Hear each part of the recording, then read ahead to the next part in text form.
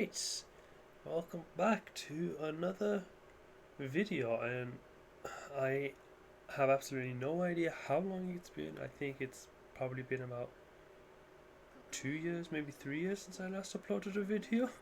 It's been quite a while, but well, obviously before I get into the video, I just wanted to give a reason as to why I stopped uploading.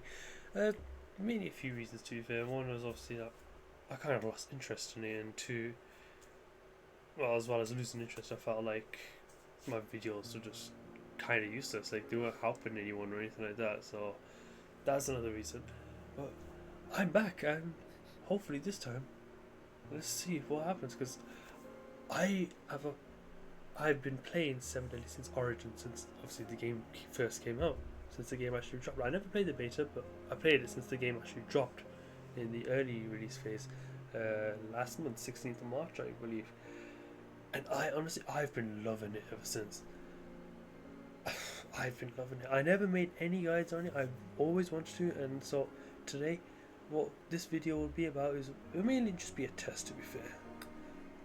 It'll mainly be a test. So I want to first go through the patch notes for the next version update, which is in 2 days on Thursday, and obviously everything in it and all the new characters and everything that's coming out.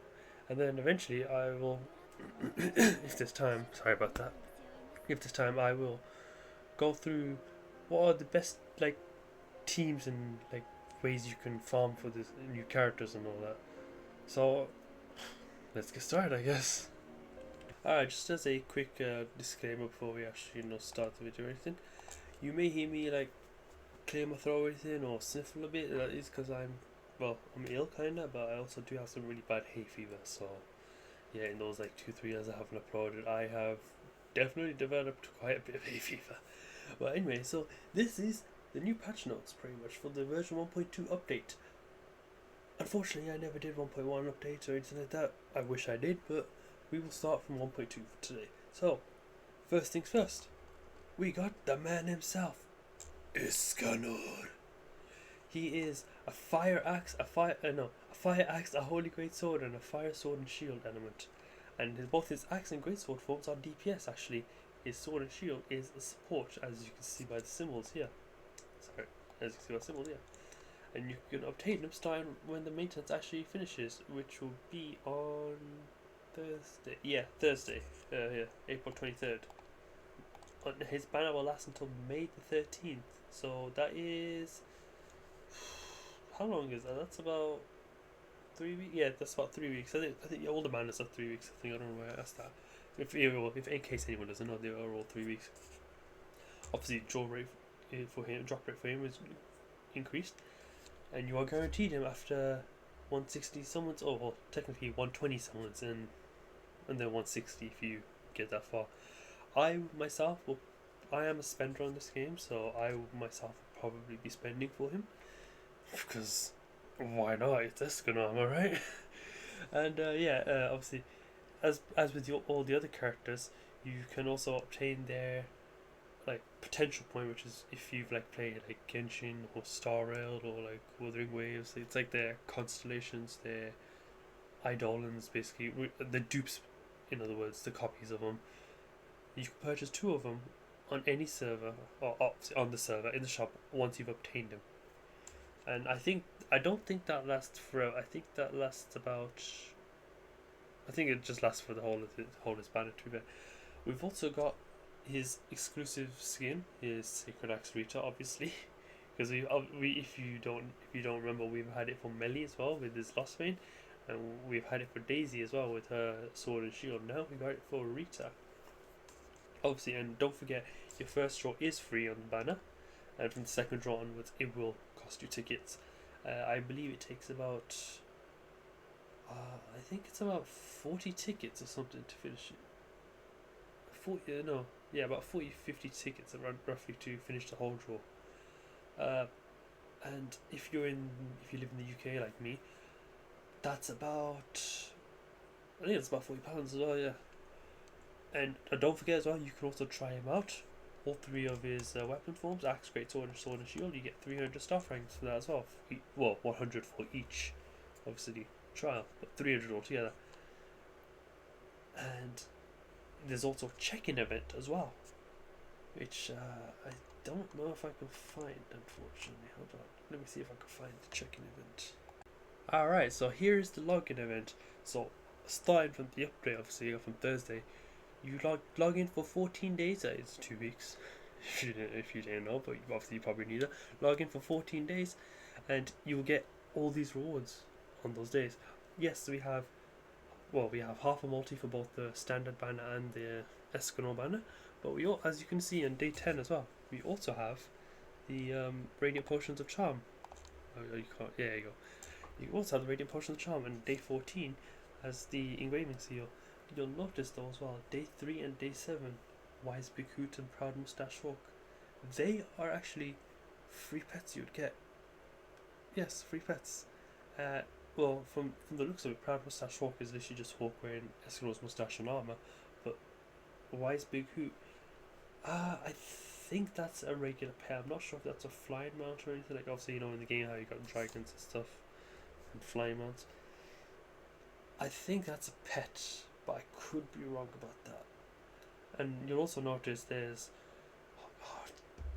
300 keys altogether. So you can claim over the course of 14 days, day 5, day 8 and day 12. 300 keys altogether.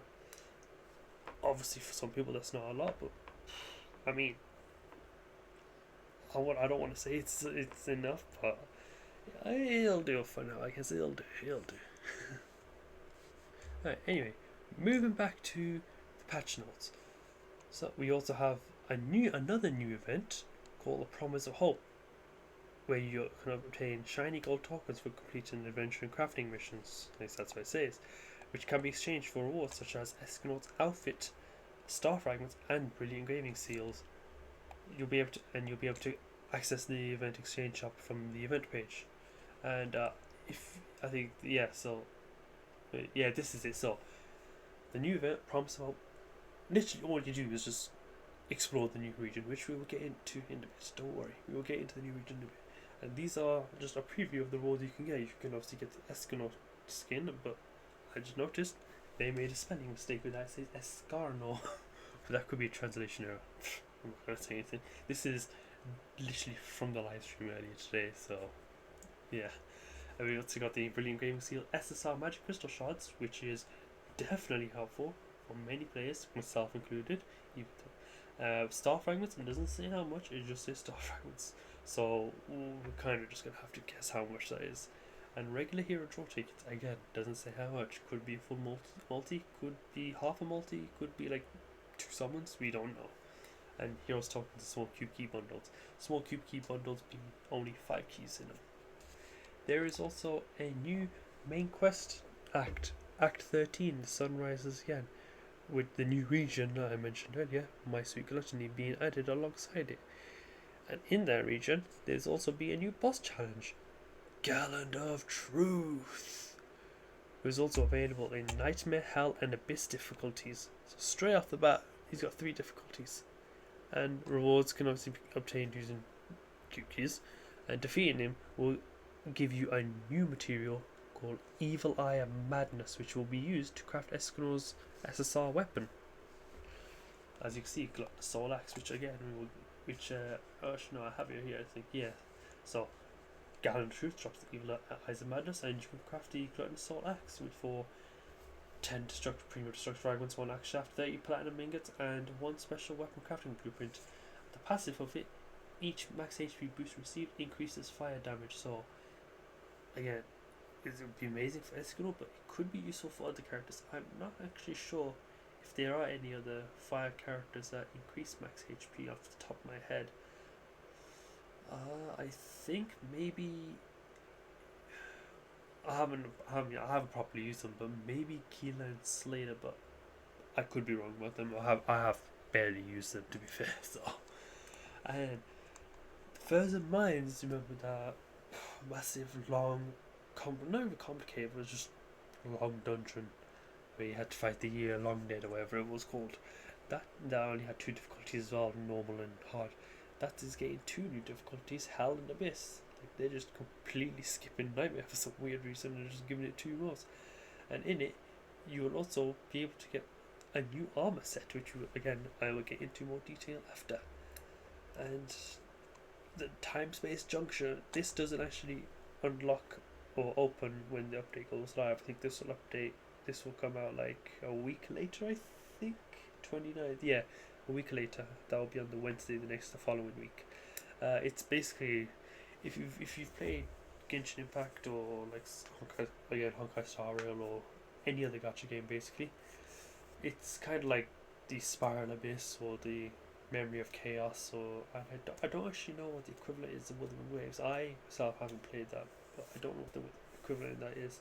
But it's basically like them, just in-game modes that will refresh every now and then, like probably every month, every 2 months. It doesn't say when yet, but it just says more levels will be unlocked as updates go on. It's stage-based content mode as well. I'd assume you probably need, well, obviously you'll need a full team, but I don't know if you need 2 teams like you do in Genshin or Star Rail.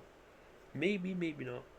I mean, I'd hope not, because I don't think there's enough good enough characters for that. I mean, there's quite a lot. There's quite a lot of good characters, but I don't think anyone will have 2 teams built for now. Anyway, I mean, after all, it is endgame content. But we also have new engraved equipment coming up for existing heroes, and those heroes being Tristan, Tiore, Dredrin, Slater, Gila, Meliodas, and Daisy, which can be obtained using the new armor set I mentioned that you get from Furs and Mines.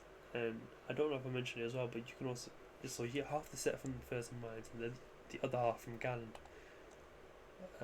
Yeah, so we'll get into that. Yes, we will get into that afterwards. I actually don't have the image, unfortunately, for the armor sets, but like what the armor set looks like. I don't have the pictures of the like engraved equipment, so you'll probably just have to wait until the update for that to be fair. Unless you search up yourself, but I would find it, but it's probably going to take me quite a bit to just try to find that specific image, so I'd just wait for the update anyway. And also, engraving equipment material armor crafting added. So for the Star Guardian, Revived Nightmare, and Twisted Wish, which is the new set, you'll be able to craft the specific armor sets, provided you have the materials from the boss challenges or the dungeons. So that being Warden Orgoth's Core, or Shakira's Curse, or Spirit of the Long Dead, or Gila's Charm. You get the whole point. As long as you have them, and the Ancient Dragon's Fire Cycle, as long as you have them, you'll be able to craft them. It does not mention though what the conversion rate is. So it could be 50 for one armor piece or something. It could be 10, 20. We don't know. It doesn't say that. But and it also doesn't say if it's guaranteed 100. What is it? Power level, I guess you could say. It doesn't say if it's guaranteed that. It just says you can craft them. So we'll have to see when the update goes live how that works. And you'll also notice a new workbench level and new craftable items have been added.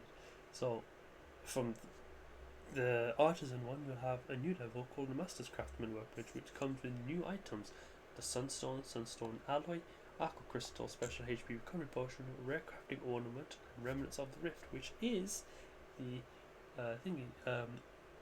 the material used for engraving reroll, these bonus substats. Sorry, rerolling of that, and you also use that to make the armor that I mentioned earlier, and also the new Glutton Assault Axe, Escanor's weapon, and a new pet, which again I will get into later, but I don't have a picture of the pet. If I think here, no, not there, is it? Yeah. So workbench level 6 expansion, Master's Craftsman workbench. These are the materials you will need for it. You'll need the artisan workbench to begin with. You'll need 150 wood, 150 polish, 60 sticky adhesive, and 40 platinum ingot, which a lot of people, I know, a lot of people are saying the platinum is very, very hard to get because it's an endgame thing. You get 10 platinum a day, but you have to remember, this is basically your endgame stuff.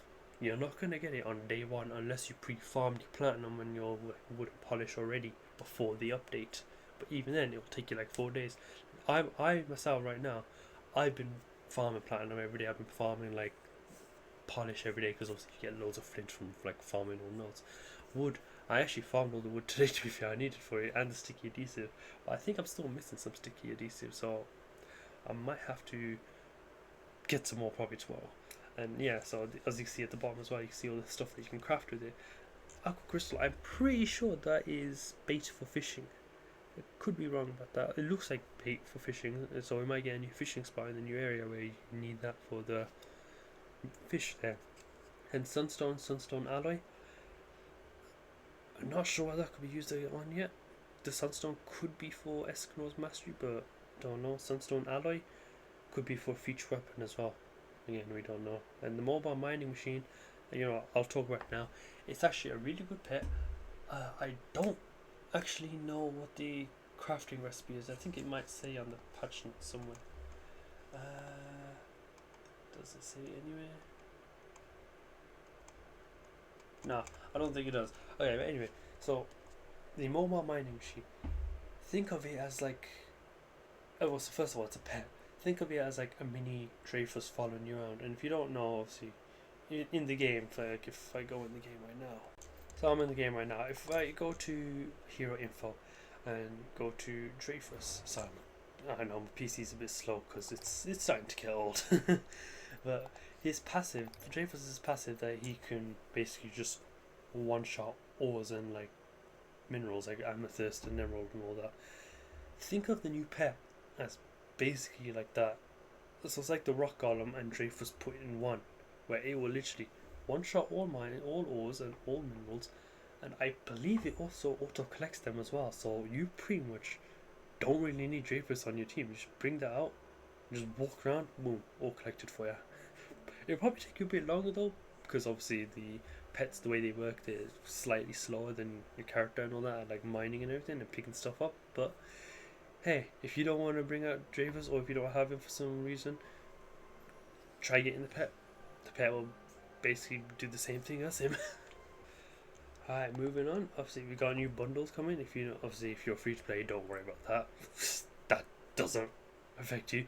But if you're someone like a spender, like me, maybe like a really high whale, like I know some. Obviously, I don't know him personally, but I know some of the whales, like Ceatin, for example, Amazing, Go-Go, just to name a few. If you're someone like them, obviously, that's probably something for you. But I don't even think Go-Go would. I don't think Go-Go actually spends that much money, to be fair. I don't think he spends money at all, but I know Ceatin probably would. But yeah, so obviously if you're free to play, do not worry about these. These are not for you at all. You'll be able to get these normally anyway, just by playing the game and mining and everything, and yeah, just playing the game. So do not worry about them. And in the next section, 6 new pets can be obtained through crafting, capturing, fishing, and more, which will be added as well. And 2 new pets, obviously I mentioned before, the Wise Big Hoot and Proud Moustache Hawk, can be obtained from the login rewards. And 3 new achievements are obtainable through the addition of main quests and a new boss Scanland. And there's new puzzle devices with fire and physical attributes added across the map. Obviously we already have fire ones, so it would be interesting to see what fire ones we get this time around actually. But with physical, I don't know what they would do for physical. Maybe just like you attack something and it just sets off a trap or something. I don't know. We don't know that yet. There's also new cooking ingredients and dishes as well. And the new ingredients are all these. So there's only 3: watermelon. I don't know how you say that. Quinoa, and quinoa and wild hop. And 3 new dishes as well: hoppy ale, quinoa mushroom stew, and watermelon punch. And newly salvageable items. This is a big one. Well, these 2 first ones are not. Ghost Orchard and Gleaming Insect Wing, but uncommon, premium, supreme, and special tier up stone.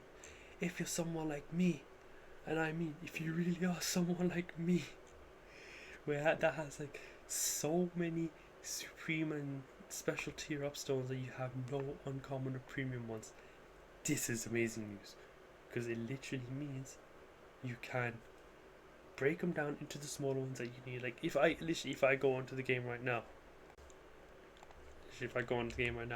go on who's I think had level 20 weapons, no 40 weapon, no, I had a weapon. I was on Daisy, I think, yeah. So if I go on Daisy right now, you can see I don't have the premium tier up stones. I'm missing one, and I can't get any monsters to drop that one. So this will be really beneficial. It'll be beneficial for everyone, to be fair, but especially me, because I cannot get that one drop. Literally, that one drop. And I've actually got another image I need to show you as well. Actually, it's part of the next, like, part of the patch notes. I added engraving equipment info preview.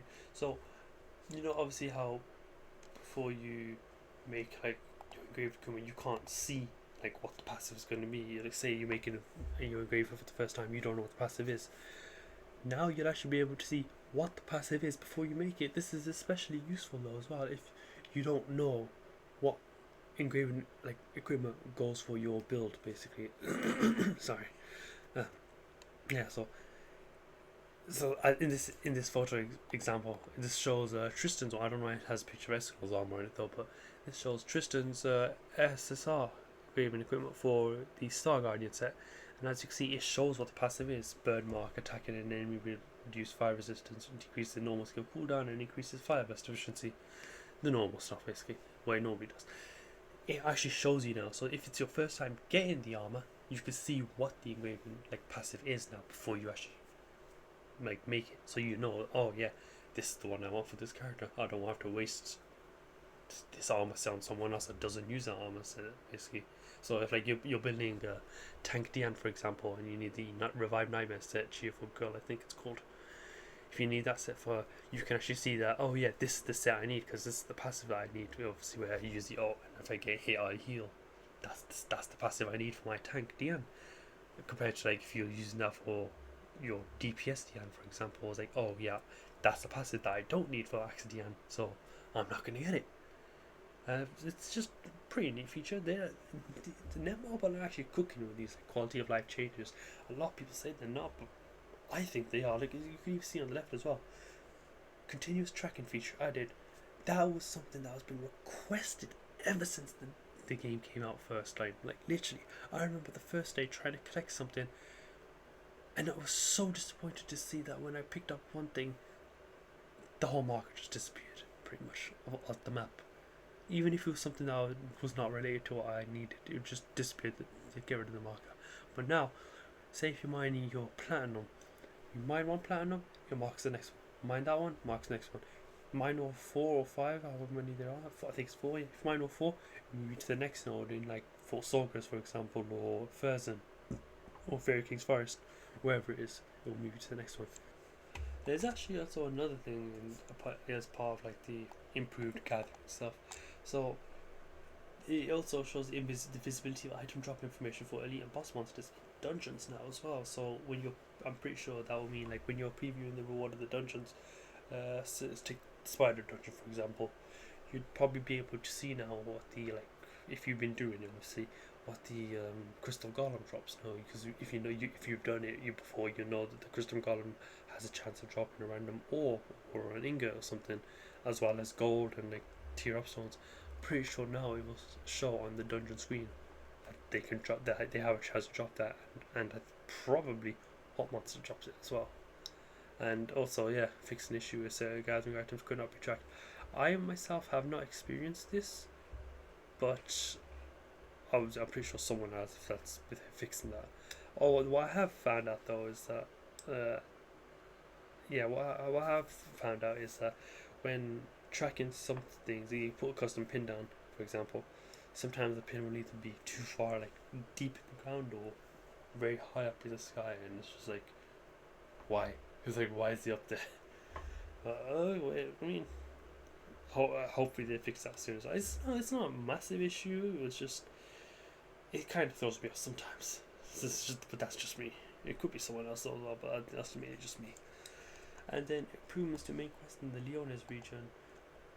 I'm pretty sure they basically just more of a tutorial for you when you're in Leones anyway. So improved guidance, key sections during the early tutorial to provide more accurate instructions. So yeah, just a more clearer tutorial. And adjusted stats of certain monsters in the Leones region. Probably the Guardian Golem boss you fight as well in chapter 1. Probably. And enhanced purpose for repeat battle gameplay. Defeating elite and boss monsters in the field now has a chance to drop each monster's material used for item for mastery and crafting. So, say for example, when you defeat Red Demon, Pretty sure I might have some up here. Sorry again. No, okay, I don't have it on here. But okay, yeah, as you can see, Escanor is confirmed, if you didn't already know. And yeah, so what it means is if you defeat like Red Demon, for example, or Molbog, or just like the Watchers of the Abyss, or just like any of the regular bosses like Screamers and all that, they have a chance now to actually drop their boss drops, like their materials, like the Red Demon's Core, the Screamer Flowers, and all that, without actually having to use any keys. Not sure what the drop rates would be though. But I imagine they'd probably be pretty low, just because if it makes sense, and if you can claim them without keys, they'd be pretty low drop chance, right? It could be high chance those are, but I'm pretty sure they also drop like some of the like tier up stones as well, the fragments as well, maybe, and improvements to certain equipment quality options as well. So certain quality tier options for the Star Guardian, Revive Nightmare, and Bad Mind equipment sets will now be enhanced. I'm not exactly sure what that would mean, but obviously the quality is the big number you see next to your armor. So if I like go back on the game real quick, yeah, so if I go back on the game real quick, oh, I turned off that. If I go to armor, so you see like this number next to the or under the engraved equipment, that's the quality. If you didn't know, I'm pretty sure what it's trying to say is, actually, I'm pretty sure what it's trying to say is that some of the like when you obtain the equipment, basically, pretty sure it would be like some of them would be like higher. It has you have a higher chance again, like the higher tier, basically. But could be wrong with that again. I could be wrong. Alright, finally, bug fixes. Well, there's quite a lot of bug fixes to go through, to be fair, so I'm not going to go through all of them because the video's already running pretty long anyway. I wanted to try to get it under 20 minutes, but that didn't work. Hopefully in the future I could do that, but probably not today. I'd say the main bug fixes to focus on is there was an exploit on the spider dungeon where if you was standing in a certain place and you did the escape button, you could you could literally just skip straight to the first boss without having to run through the entire dungeon and break all the webs and all that. That's been fixed. Dying during the Capture the Dead dungeon with Gila boss fight, basically. Sometimes I think it would put you like through the wall or something, or through the ground when you respawn. That's been fixed as well.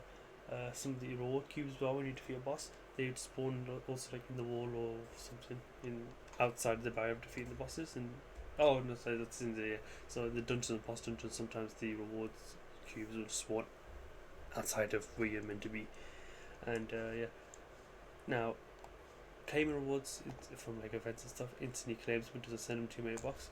Thank goodness, because I've during the cube key event I nearly used my star fragments to claim the 2 missing tickets I need for the standard banner. So thank goodness for that. And yeah, there's again just quite a lot of bug fixes. I'm not going to go through all of them here. If you want to read them, you can read them. If you obviously go to your game, you can read them from the game with the megaphone icon, or you can, if you're in the Discord, you can read them from there as well. Yeah, so if you guys enjoyed the video, leave a like, subscribe, it helps me out a ton, and let me know if you want more kinds of videos, cause either tomorrow or probably when the day comes out, I'll probably do an Escanor build guide, what you need to build him and everything, and maybe his best team as well, and maybe, I don't know yet, but maybe I'll also do a summon spirit just for him. Obviously I'm not going to spend too much on it. I'll probably just do like 80 summons and that's about it maybe, but maybe I'll do that. I'm not sure if I'll actually do the summons yet.